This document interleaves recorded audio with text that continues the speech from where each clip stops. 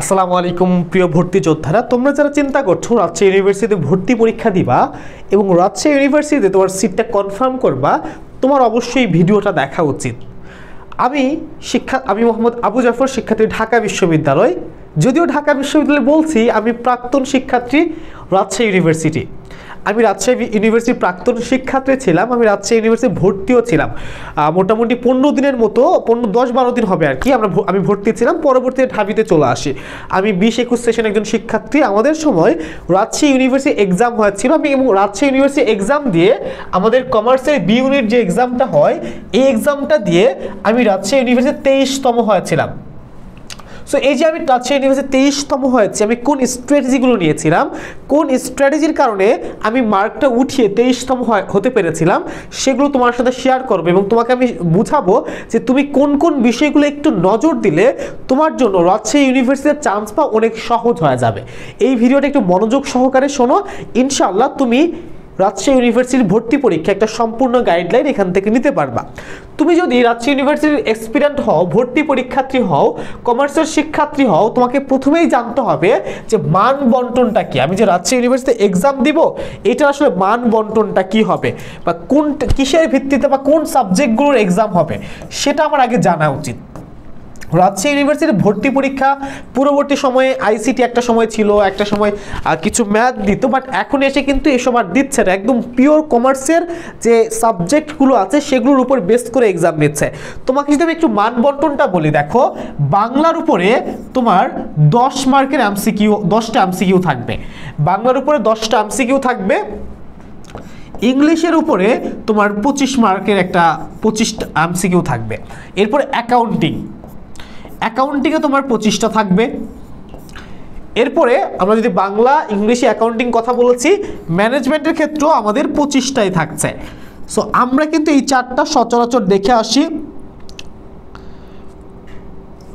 Accounting বম। এরপরে হচ্ছে আরেকটা বিষয় থাকবে আমাদের জন্য, সেটা হচ্ছে মার্কেটিং অর ফাইন্যান্স। এটা কিন্তু আগে ছিল না, এবছর চলে এসেছে। 15 মার্কের 15 মার্ক থাকবে। এখন টোটাল হিসাব করি কত হয়, 3, 25, 75, 4, 25, 100। তাহলে এখানে টোটাল 100 মার্কের কিন্তু হচ্ছে 3, 25, 75, 4, 25, 100। তাহলে টোটাল 100 মার্কের তোমার এক্সাম হচ্ছে। এই 100 মার্কের মধ্যে বাংলা থেকে 10 মার্ক থাকবে, ইংলিশ থেকে 25 মার্ক থাকবে, অ্যাকাউন্টিং থেকে 25 মার্ক থাকবে, ম্যানেজমেন্ট থেকে 25 মার্ক থাকবে, মার্কেটিং এবং ফাইন্যান্স থেকে থাকবে 15 মার্ক। এখন তোমাকে আমি একটু স্ট্র্যাটেজি বলি, তার আগে আমি বলি আমার সময় যখন ভর্তি পরীক্ষা হয়েছিল, আমি কিছু সহজ স্ট্র্যাটেজি মেনটেন করেছি, যার কারণে আমি 100-র মধ্যে 89.25 মার্ক পেয়েছিলাম এবং আমি ওভারঅল 23rd অর্থাৎ 23তম হয়েছিলাম রাজশাহী ইউনিভার্সিটিতে এবং ভর্তি হয়ে গেছিলাম, আইবিএ পেয়ে গেছিলাম।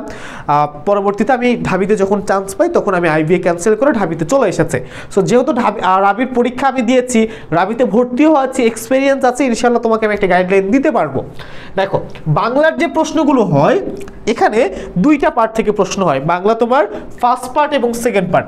ফার্স্ট পার্টে তোমার কি কি থাকে, পদ্য থাকে, গদ্য থাকে। তোমার সিলেবাসে যে পদ্য এবং গদ্যগুলো আছে সেগুলো তুমি একটু ভালো করে পড়ো। তুমি একদম লাইন বাই লাইন পড়ো। যেমন তোমাকে যদি বলা হয় 18 বছর বয়স কিসে বাঁচে, কি ছিল লাইনে, কি ছিল দুর্যোগে আর ঝড়ে, যাতে তোমাকে প্রশ্ন করলে তুমি বলতে পারো। এরপরে তোমাকে যদি বলা হয়, ধরো যে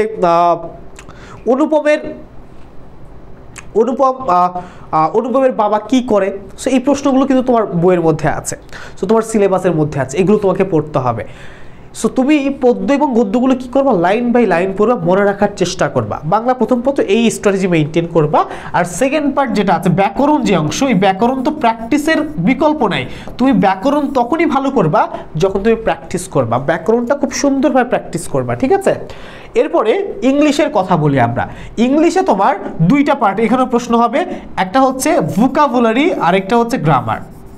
ভোকাবুলারিতে কি কি থাকবে, অ্যাপ্রোপ্রিয়েট প্রিপোজিশন মিনিমাম 3টা থাকবে, মিলাই নিও, মিনিমাম 3টা অ্যাপ্রোপ্রিয়েট প্রিপোজিশন পেয়ে যাবা। এরপরে তোমার কি থাকবে জানো, অ্যাপ্রোপ্রিয়েট প্রিপোজিশন চলে গেল, স্যানোনিম অ্যান্টোনিম 2 থেকে 3টা পাবা, মিনিমাম 2 থেকে 3টা। সো তোমার এই ভোকাবুলারি অংশে দেখবা তোমার vocabulary, antonym, synonym, appropriate preposition, group verb, spelling এগুলো থেকে মোটামুটি 12টার মতো প্রশ্ন এসেছে, 10 থেকে 12টার মতো প্রশ্ন আসবে, বাকিগুলো গ্রামার বেসড হবে। ওই যে আমাদের কন্ডিশনাল রুলস আছে, এরপরে gerund, participle, noun, adjective, verb, adverb, এই যে গ্রামারগুলো আছে না, সেগুলো তোমাকে পড়তে হবে। এরপরে অ্যাকাউন্টিংয়ে আমি তোমাকে যা পড়াবো, আমাদের অল ইন ওয়ান ব্যাচ যেটা আছে, এই ব্যাচে যারা ভর্তি হয়েছ, অল ইন ওয়ান ব্যাচে আমি যা পড়াবো অ্যাকাউন্টিংয়ে তোমাকে এর বাইরে কোনো কিছু ইনশাল্লাহ পড়তে হবে না। আমি অ্যাকাউন্টিংয়ে যা পড়াবো সেগুলো যদি পড়ে যাও, সেখান থেকে ইনশাল্লাহ মিনিমাম 24টা প্রশ্ন পেয়ে যাওয়া তোমরা। আমি আশা করছি 25টাই পাবা, তবে মিনিমাম 24টা সেখান থেকে ইনশাল্লাহ প্রশ্ন পাবা, সেভাবে আমি শেখাবো।